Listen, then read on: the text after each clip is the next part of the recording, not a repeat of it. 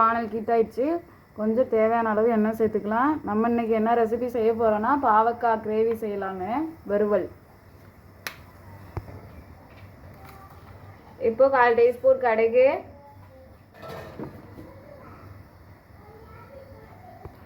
1/4 teaspoon உளுத்தம்பருப்பு, 1/4 teaspoon ஜீரகத்தை எடுத்து இப்படி கொஞ்சம் தேய்ச்சிட்டு போட்டுக்கலாம்.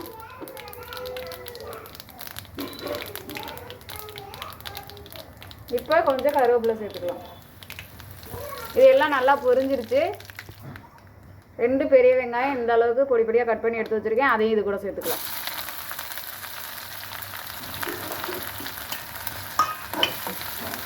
சேர்த்து நல்லா வதக்கலாம். இப்போ வெங்காயம் இந்த அளவுக்கு நல்லா வதக்கின்னு இருக்கு. இப்போ இது கூட 2 கால் பூண்டு எடுத்து வச்சுருக்கேன், அதையும் சேர்த்துக்கலாம். சேர்த்து நல்லா வதக்கலாம்.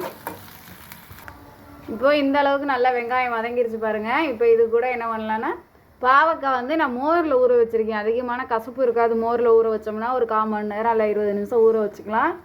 இப்போ இந்த அளவுக்கு ஸ்லைஸாக மெல்லிஸாக கட் பண்ணி நான் மோரில் ஊற வச்சுருக்கேன்.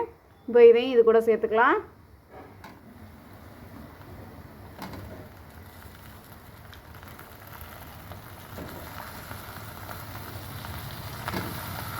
சேர்த்து நல்லா வதக்கலாம். நம்ம நல்லா வதக்கலாம். இப்போ இந்த அளவுக்கு நல்லா வதங்கிட்டு இருக்கு. இப்போ இது கூட தேவையான மசாலா சேர்த்துக்கலாம். நான் 1 டீஸ்பூன் அளவுக்கு மிளகாத்தூள் எடுத்து வச்சுருக்கேன். இன்னும் இது கூட ஆட் பண்ணிக்கலாம்.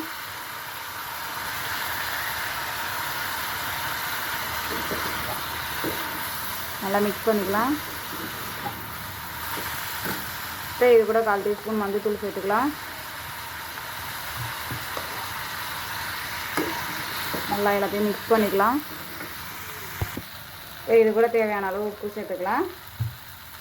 நான் தூள் உப்பு தான் சேர்க்குறேன், ஏன்னா தண்ணி சேர்க்குறது இல்லை, அதனால நம்ம தூள் உப்பே சேர்த்துக்கிடலாம். இப்போ நம்ம அடுப்பை லோ ஃப்ளேமில் வச்சு ஒரு மூடி போட்டு மூடி வேக விட்டுறலாம்.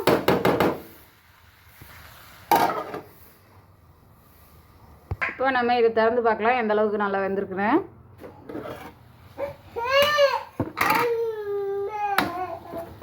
இந்த அளவுக்கு வெந்திருக்கு. இன்னும் 2 நிமிஷம் அப்படியே வேகட்டும்.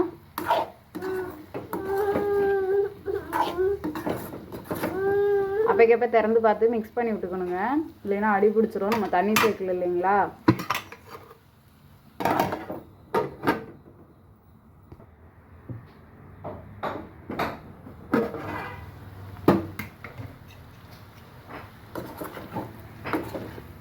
பாருங்கள், இந்த அளவுக்கு ரொம்ப நாளுக்கு நல்லா காய் சுருங்கி கலர்ஃபுல்லாக வந்திருக்கு. இப்போ டேஸ்ட்டு பார்த்துடலாம்.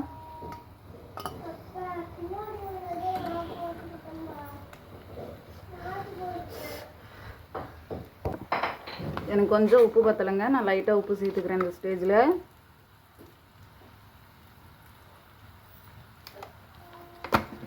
நீங்கள் தேவைன்னா உப்பு சேர்த்து நல்லா மிக்ஸ் பண்ணிக்கோங்க.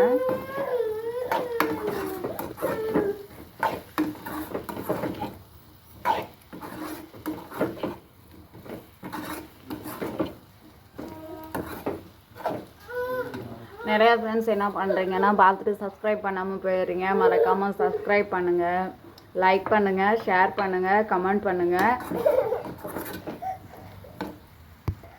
அவ்வளோதாங்க, காய் நல்லா வெந்துருச்சு, உப்பு நல்லா மிக்ஸ் ஆகிடுச்சு, இதெல்லாம் ஓகே. இது போல் நீங்களும் உங்கள் வீட்டில் ட்ரை பண்ணி பாருங்கள். பார்த்துட்டு எப்படி இருக்குன்னு கமெண்ட்டில் சொல்லுங்கள். பாய் பாய்.